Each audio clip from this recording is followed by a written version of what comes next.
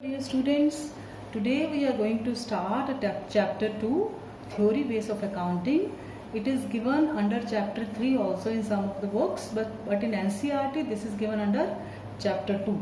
So what is the basic aim of studying this chapter is that in this chapter we will be studying the accounting principles, concepts and conventions commonly known as generally accepted accounting principles, and these principles are framed to bring uniformity in the maintenance of accounting records. So accounting principles, these are the accounting principles are the rules adopted by the accountants universally. So whether it's India or abroad, they have to follow accounting principles while recording business transactions. They are the norms or rules which are followed in accounting of various items.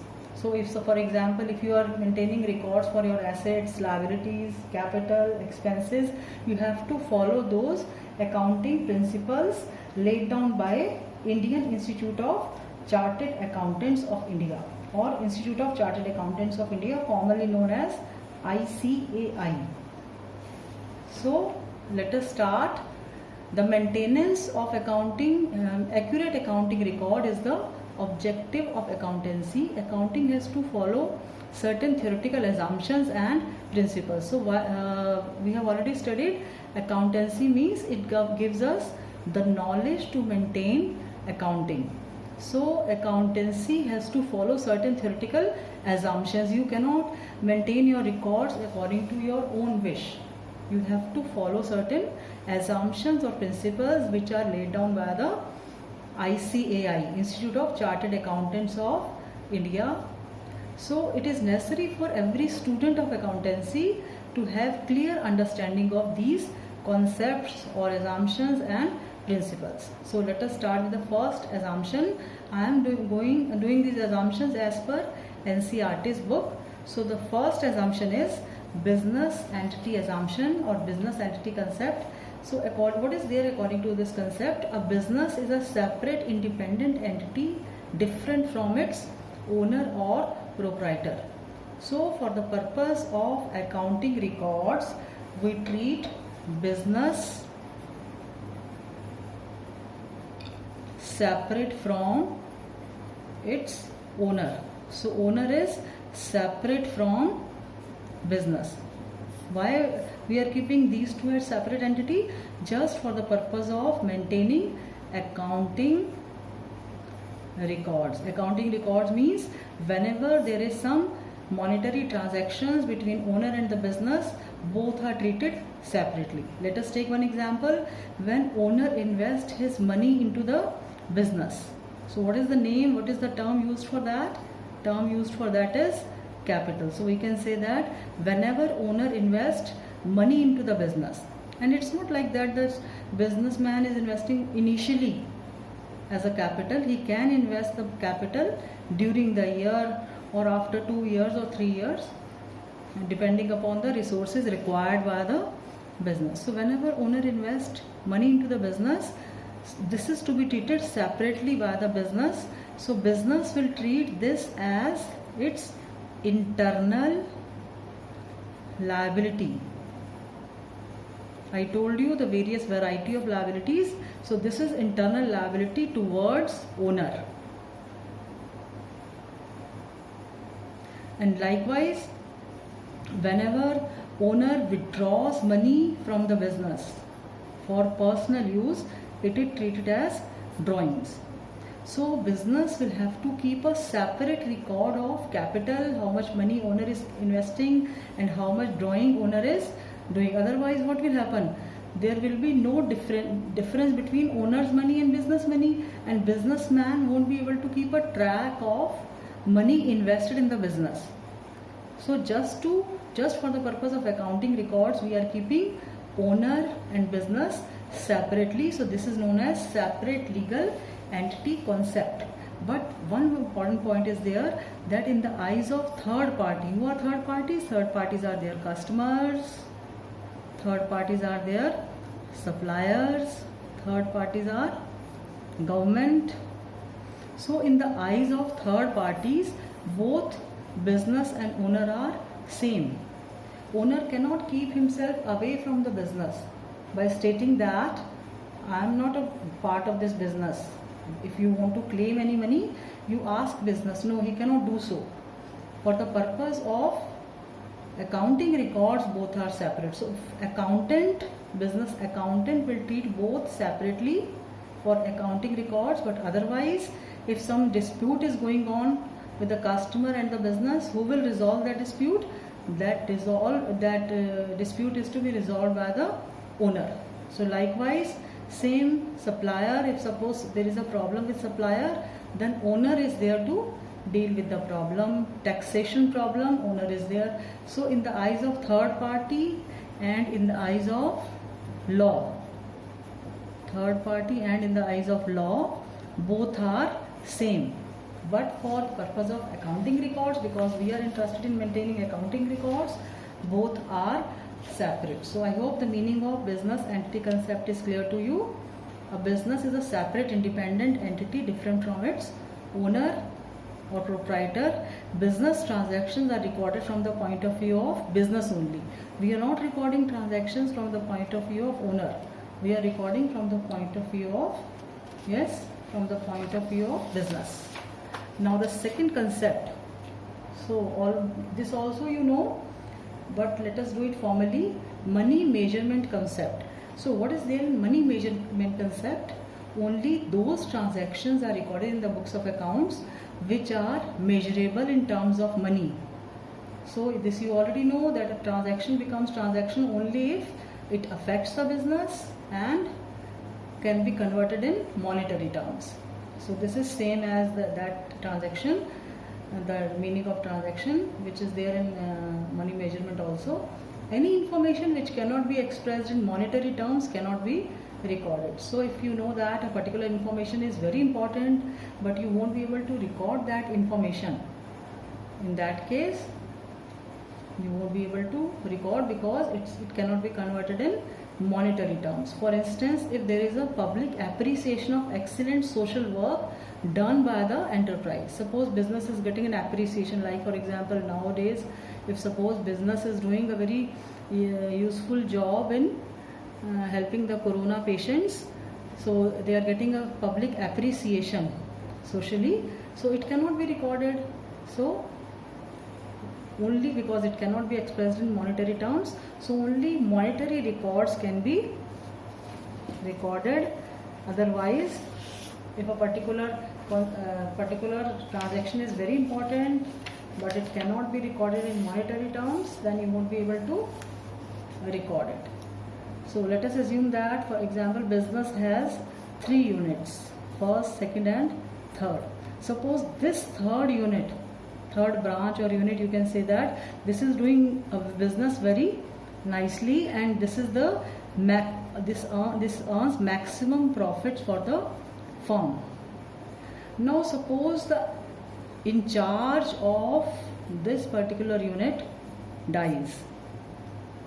So obviously this is going to affect the profits of this particular unit, but because you can't convert that in monetary terms, therefore you won't be able to record it. So I hope this is clear to you. Now let us move to another concept, going concern concept. So what is there in going concern concept? See, as the name suggests, going concern means it's a continuous activity. It means that business will continue for a long period of time. It is also called as continuity assumption. Business will not run with an intention to shut down. Even if business is continuously suffering a loss, they will try to improve the business. So business will not show its intention to shut down the business. It is because of this assumption assets and liabilities are balanced every year, and these balanced are carried forward to the next accounting period. On the basis of this assumption, fixed assets are recorded at their cost price less estimated depreciation on useful life of that asset. See, on the basis of this assumption only, whenever, like for example, whenever you are left with some closing stock, will you throw out your closing stock at the end of the year? No. This will become opening stock next year. So if last year you had a closing stock, it will become opening stock in the next year. So likewise, suppose you have a building, furniture, land, machinery. So if last year you have these assets, will you throw it away, all these assets, in the next year? No, these assets will carry on in the next year also. Why these assets will carry on in the next year? Because we are following the assumption of going concern. This will continue to appear in the books of the firm unless and until there is no use or they are completely spoiled. Then only you will try to sell them off. Otherwise, you will keep on doing your business with these assets. And likewise, for example, you had last year you had a debtors of, who are the debtors from whom money is to be taken, 15,000. Now can you say that now next year has come, don't pay anything now because that year has expired? No, this will continue in the next year also. Likewise, similar case with creditors also. Suppose you had a creditors of 10,000, so these creditors will continue in the next year also. So why this concept is there? Because we are following going concern concept, and for that, due to that concept, our assets and liabilities will continue, will transfer from year after year. So likewise, the leftover things of next year will continue in the very next year.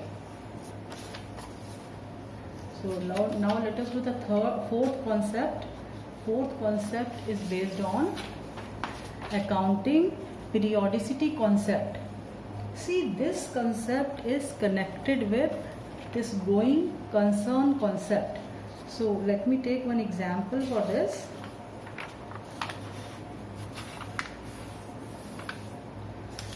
For example, before doing this accounting periodicity concept, for example, if business, suppose you opened your business on, you started your business on let us say 1st April 2020, and you are expecting that you will be able to run your business for next 60 years. So it means you will be shutting down your business 1st April 2080 or 31st March 2080. Yes, because you are planning to run your business for 60 years. So it's not like that you will come to know the performance of the business after 60 years. Will it be desirable? Will it be fruitful? No, because if you come to know the business after 60 years, it will spoil the business. You won't be able to take corrective measures. So what happens? We are dividing the lifespan. This is known as lifespan of the business into short span, short periods. And what is the duration of this short period? Duration of this period is 1 year. It can be from 1st January to 31st December. For example, starts on 1st January 2019, ends on 2019 31st December. Or it can be financial year. Financial year starts from 1st April 2019, ends on 31st March 2020. So this is 1 year. So after 1 year, you want to know the performance of the business. Who wants to know? Owner wants to know, management wants to know, employee wants to know, those interested parties, they want to know the performance of the business. So we divided the lifespan of a business in a short period of time. So let us see the definition of accounting periodicity concept.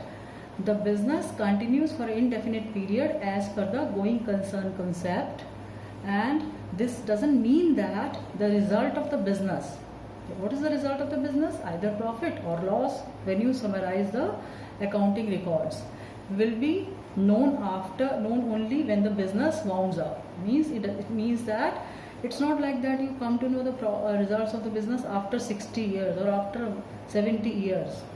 it will be of no use to know the financial position after such a long period of time. It's of no use if you are giving the result after 60 years. Even if you are giving result after 3 or 4 years, it's of no use because you can miss some good opportunity. So what is the adequate period? Adequate period is 1 year. All interested parties want to know the performance of the business. Who are the interested parties? This you already know. Parties connected with the business, government is there, customers, suppliers, investors, researchers, bankers. So therefore the entire life of the business is divided into short intervals. So what is the duration of short interval? Duration of short interval is 1 year. When the business can look back at its performance and can plan future course of action. So that business will be able to make future course of action to improve its performance. This is known as accounting period. So 1 year, after completion of 1 year, we can say that one accounting period is over. This period is for 1 year. Progress of the business can be judged and compared. So what kind of comparisons are there? There are two kinds of comparison, interfirm and intra-firm comparisons can be made. It is also necessary in order to assess the tax liability. And you also know that government used to impose taxes, that is to after 1 year. So for that also we have to divide the whole life of the business into short period or 1 year. So I hope the concept of accounting periodicity is clear to you. So what is there in this concept? We are dividing the lifespan of the business into short period, and normally it is from 1st April to 31st March. Why we are dividing? So that we can make improvements, we can look back the performance, we can evaluate, or if some changes are there, if you want to implement some changes, those changes can be possible. Now the next concept, this is the last concept which we will be discussing today. Further concept we will be doing in the next lectures. So next is cost concept or historical cost concept. So cost is what do you mean by cost? Like for example, if I say that I purchase this book of accountancy for, let us say, 400 rupees. So what is the cost of the book? 400. So it is the purchase price. Cost is the purchase price of an asset. For instance, if furniture has been purchased for 8,000 and 500 has been spent on the cartage of furniture. Cartage means जो आपने भाड़ा दिया है furniture को business तक लाने के लिए, this is 500. Its historical cost will be 8,000 plus 500. So likewise, suppose you purchase a machinery from Mumbai, let us say. You purchase machinery from Mumbai and the cost of that machinery is, let us say, 10 lakhs. And for bringing that machinery from Mumbai to Agra, suppose you have to spend rupees 25,000. Then you paid insurance charges. Suppose insurance charges are again 25,000. You are putting spending 50,000 on its installation. Installation means fixing that machinery and making the electricity arrangements. So making provision or giving training to your employees, and all these require this 50,000 expense. So how much expense you have to incur for making this machinery ready for use? This is 10 lakhs plus this 1 lakh. So the cost of machinery will now be equal to, yes, how much? It will be 11 lakhs. How this is 11 lakhs? 10 lakhs plus 1 lakh. And this is the one time expense. You don't have to spend 25,000 again and again every year. No. It's not like that every year you will send this machinery from Agra to Mumbai, then Mumbai to Agra. No. And likewise, this insurance also one time payment, or it can be yearly or 4 yearly depending upon the scheme taken by the firm. Installation charges also only once in the lifetime of the machinery. So this is the cost of machinery. So its historical cost will be 11 lakhs. Likewise, the historical cost of furniture will be 8500. If you purchase it for 8000 and then you spend 500 for its cartage, it will be recorded at its cost. So at the end of the year, a part of it will be treated as expired.